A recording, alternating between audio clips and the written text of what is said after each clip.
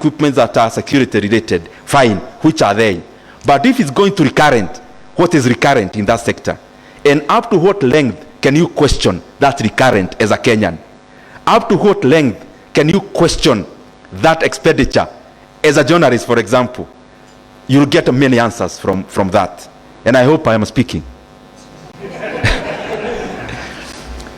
The other thing, because many times we confuse, budget making process is not just about June or whichever other date that the minister reads highlights. It starts pretty earlier. It starts many months before that date. And it goes all the way into oversight. And therefore, even IPF, I challenge you, some of the questions we are asking, I challenge you to also take it up. Because even, for example, if you look at KPIs, you look at the allocations, that's not the head of budget. Even what the Auditor General does is not the head of the budget. There is now what Park and Peak in Parliament, therefore, analyzes. I challenge you to also go the full length so that we also check at the outcome at the end of the tunnel. It starts from way early, but it also ends way after June. Let's be able to check also the after implementation. If we say we have built a classroom, for example, can you verify through sampling those kind of projects? So it starts early. And just for understanding, we divide the state into 10 sectors. And those 10 sectors incorporate several ministries.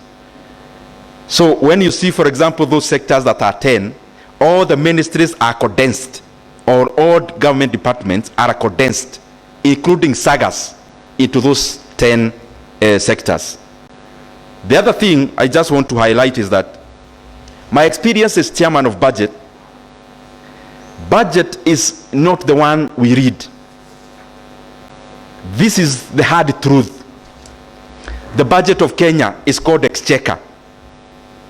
The budget is not the one we read. The one we read remains there. When you have a country where there is a discrepancy between what you budget for and how much you can raise as revenue. So what you budget for is not the budget. What you fund is the budget. When you are in a household budget and you have what you want to achieve, you want to build a house in Githurai, you want to build your rural home, you want to buy a car. That is what is the budget. Then after that, those are aspirations. What can you fund out of your revenue? That is the real budget. So the things that I was seeing some semantics about absorption. That word called absorption, you need to actually juxtapose it from absorption to not funded. Those nice words about absorption and absorption, it basically means more than 95% that those programs were actually not funded by the close of the financial year. Those words around absorption, the problem is that the responsibility is left with the accounting officer, the responsibility to explain. But the overarching ministry, which is the National Treasury, then is left with no responsibility. If you sit here and you're talking about an absorption, for example, in the Department of Basic Education, like the classrooms I saw in laboratories, if there is a CFO or the PS for basic education, they seem like the ones carrying the burden, that you didn't absorb the money yet it was budgeted. That is not the truth. The truth is that that program or those projects were actually not funded. So that I have seen part of managing our country's economics is communicating things as they are, so that people's expectations are aligned to what can be delivered and are aligned to what is possible. There are just a few other things I want to highlight. One is the budget. The budget that we know in terms of the expenditure side. If you could have followed the presentation here, BPS level 4.3 trillion.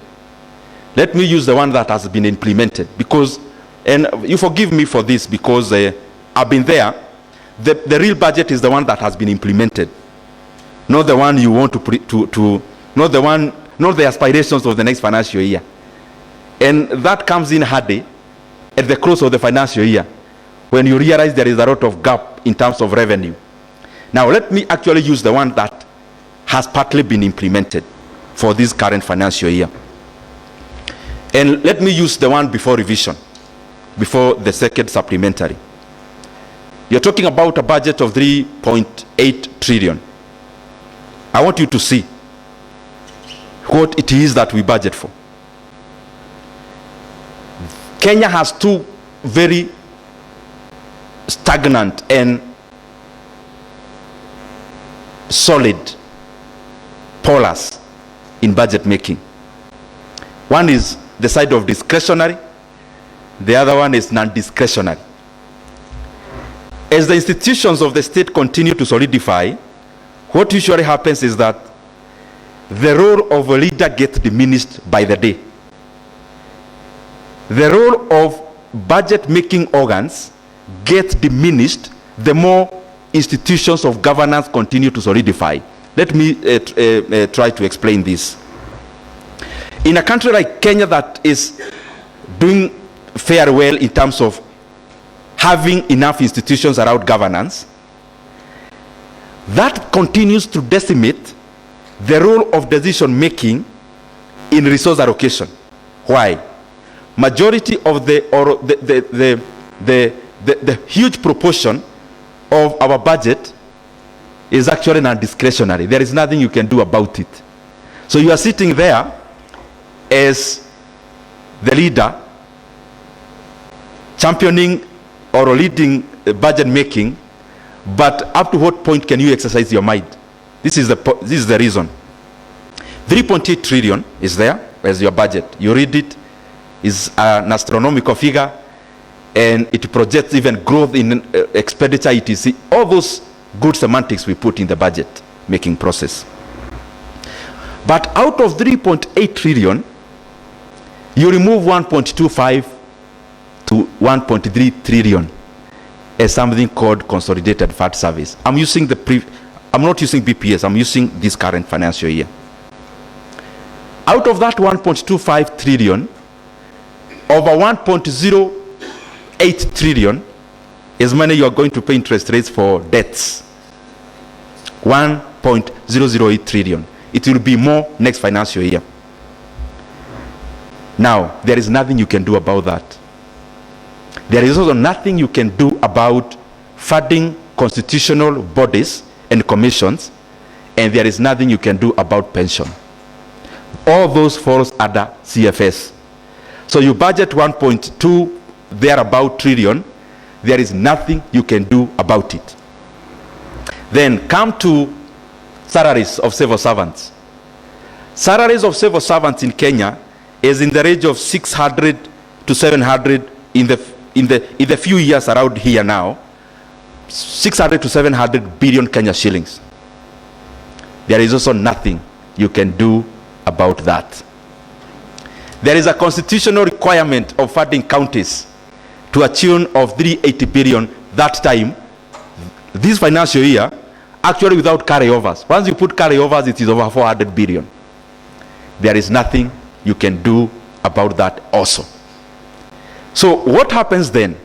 We end up with a kitty we call development budget of around 700 billion, which over the years, as I said when I was starting, is just an aspiration. It is not a budget. It is an aspiration. Because you budget 700 billion, by the close of the financial year, you are less in revenue collection by 300 billion. You can't cut payment of interest rate. Neither can you cut any part of CFS. You can't cut salaries. There is a part you can't cut, for example, FPE. Part of recurrent, for example, is free basic education. There is nothing you can do about that. So what usually happens? When Treasury receives money, revenue, they fund all those things, other things as priority. The last one to be funded is development.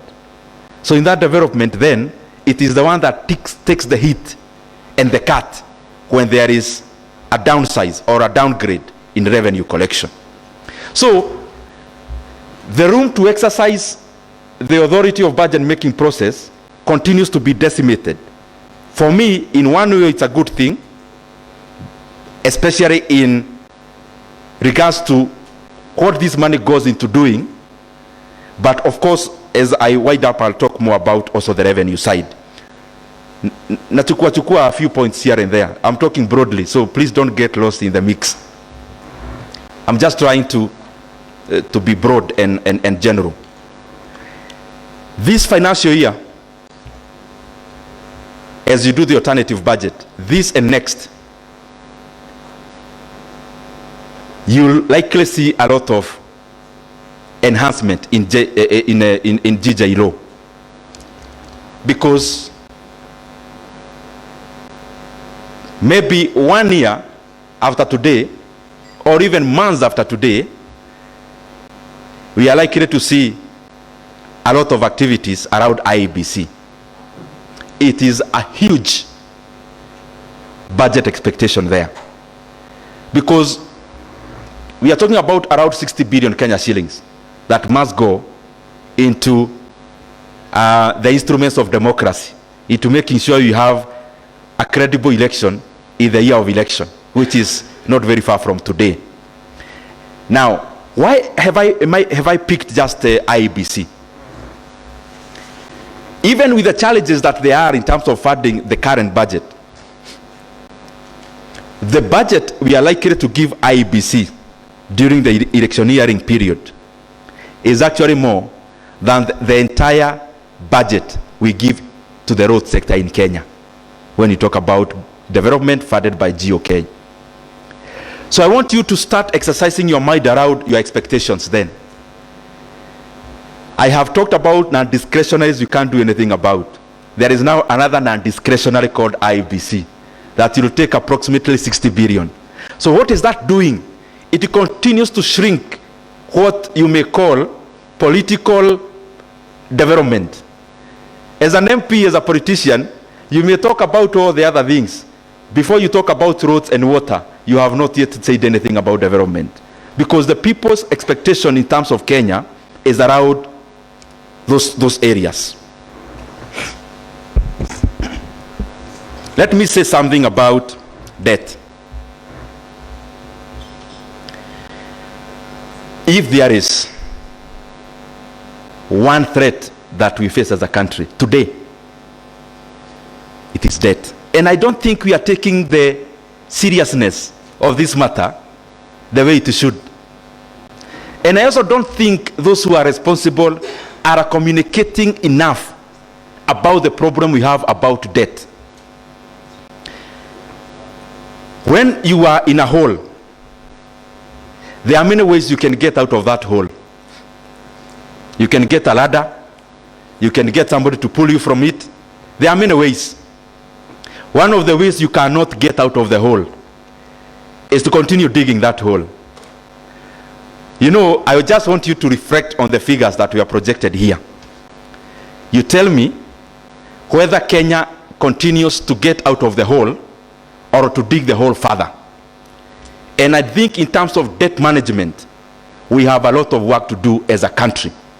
And the government also has a lot of work to do around debt management. If you track debt from year 2003, especially during President Kibaki's time, he took up the country when the debt was around 600 billion shillings. By the time he left, it was around 1.8 trillion. But I want you to see the other side of it. When President Kibaki came in, revenue collection in Kenya was 200 billion. Can you just imagine how small a country we were? We were collecting only 200 billion in ordinary revenue. When President Kibaki left, that figure was around or close to 1 trillion Kenya shillings. So if you look at the debt growth, the debt grew from 600 to 1.8 trillion. That's around maybe 200% over and above. But look at the revenue collection. the revenue collection, the growth was like double that of debt accumulation.